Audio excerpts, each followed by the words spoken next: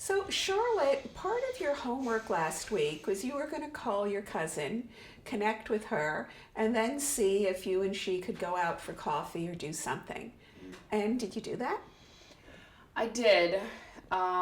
It started off really well. Okay, great. We talked on the phone for a little while Uh-huh. and talked about getting coffee. And Great. then she started, making all these plans, what time and where, and I just froze. Okay. I don't know what happened. I was so ready, and then I just couldn't, and we didn't end up meeting up. Okay.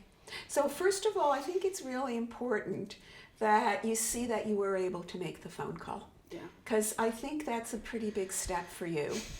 And it means you got at least half of it, right? Because I can see you're upset you didn't go for coffee, but what's going through my mind is you made the phone call, and I think that is really important. Let's take a look at what happened that you didn't go for coffee. I think this might be a good time to use the Understand My Reaction worksheet, which we've done before. Okay? So I've got one right here, and let's just go through it. Okay, so the situation in this case would be, I guess it would be talking on the phone with your cousin when she started to make plans for coffee. Mm-hmm. Is that the moment when you froze? Yeah. Okay. Yeah. So I can see that was what was really hard. And your feelings at the time, what were they? I was feeling really anxious. Okay. And then when I was, freezing, I just felt embarrassed. Okay. Yeah. So kind of anxious and embarrassed. And if we were to rate your anxiety 0 to 10, where would you put it? I'd put it probably around an 8. An 8, so pretty high. Yeah. And what about the embarrassed? Maybe a 7. A 7? Okay. So I just want to make sure to write all of this down. And then what about your physical reactions? What was going on in your body? I got really clammy and really sweaty. Okay. And I wasn't even in person, but I just felt myself tensing up. Okay. So kind of a whole, so I'm going to write down sweaty and clammy and kind of just really tensing up in your body.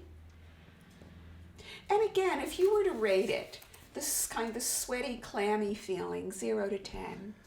I'd probably rate it a 7. A 7? Okay. And the tensing? Maybe a 6. A 6, so pretty high. And then what did you actually do when she started making all these plans? I just came up with an excuse and I just said no. I just tried to get off the phone as quickly as I could. Okay, so you sort of said no and tried to really end the conversation. Yeah. And then what were your thoughts? What was going through your mind? I don't really know. I just was overwhelmingly anxious. I don't really know what I was thinking. I just was anxious. You were just anxious? Yeah. Okay. You know what I wanted? Sometimes it can be really hard, especially when we get very anxious, to identify our thoughts. Mm-hmm. I want to take you back to the situation and see if in your mind you go back there, if you can identify some of your thoughts. Can you remember where you were when you made the phone call? I was sitting in my room on my bed. Okay. That's why. Okay. And can you actually see your room and sort of feel yourself sitting on your bed? Yeah. Okay. Mm-hmm. Great. Sure. What color walls do you have? I have lilac walls. How lovely. Okay, so you're in your room with the lilac walls. You can feel yourself sitting on your bed. And you've got probably a phone. What kind of phone do you have? I still have a flip phone. You got a flip phone? Okay, so you got your flip phone in your hand. Mm-hmm. And can you hear her voice?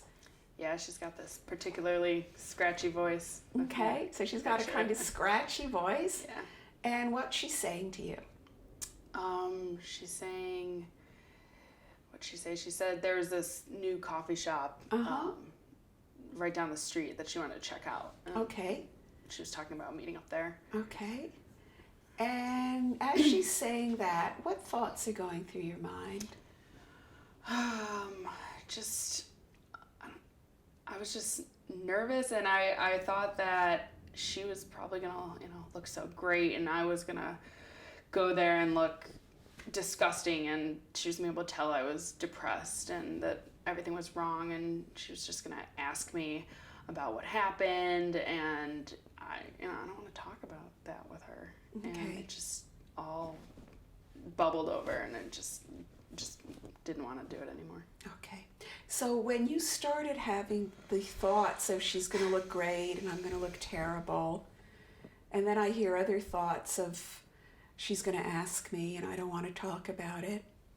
Yeah. Yeah. And that's when you started having all those thoughts. That's when the anxiety really came. Yeah. Okay. I can see those are hard. Like just thinking back, it's really hard. Yeah, it's embarrassing. I wanted to do it. And not being able to. But if those were the kinds of thoughts you were having, it makes sense to me it'd be really hard. Mm-hmm. I'm wondering, did you actually get an image when you got so distressed and started thinking she's going to look great, going to look awful? Did you get a picture in your mind of what it would be like to go out for coffee with her? Yeah, I got this image of just everything going horribly wrong, and that by the end of it, I was just going to be more upset and tensed and frustrated, and all these, just everything was going to go horribly wrong. Horribly wrong. And did you actually see anything specifically happen that would be going horribly wrong? I was worried that she was going to ask me about it, and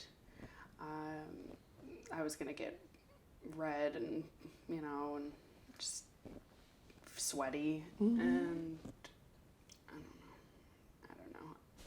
And that it would just be awful. Yeah. Right? Yeah.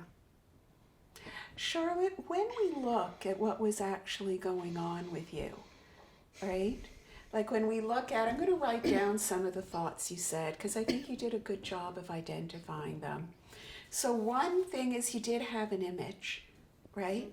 And I think what you said, I'm just going to write shorthand of everything going terribly wrong. And you did a good job of describing the image. And then some of your thoughts were she's going to look great. And remember your thoughts about yourself?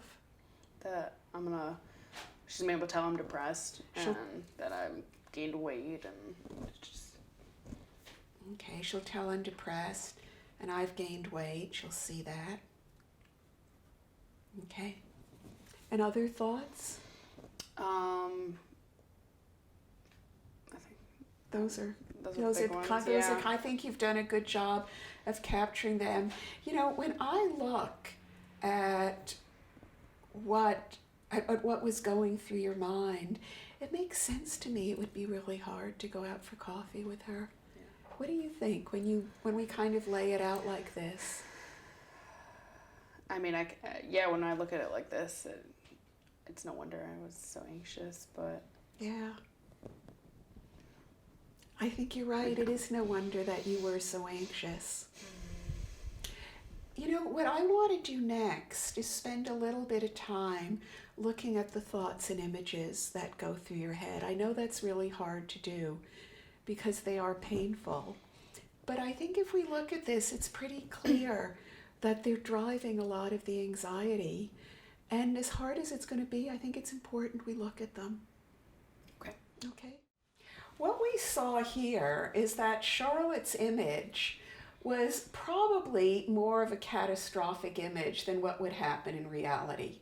Because the chances of going out with a cousin or a friend who you're close to and having it be just really awful and having the person grill you on the assault is probably pretty small. Chances are the person would be happy to see Charlotte and that they might ask her how she was, but if she didn't want to talk about the assault, they'd probably move on to something else. Even though it was emotionally difficult for Charlotte to let me know what her image was and her thoughts, this is a good example of how once we have them out on the table, together Charlotte and I in subsequent sessions could look at them.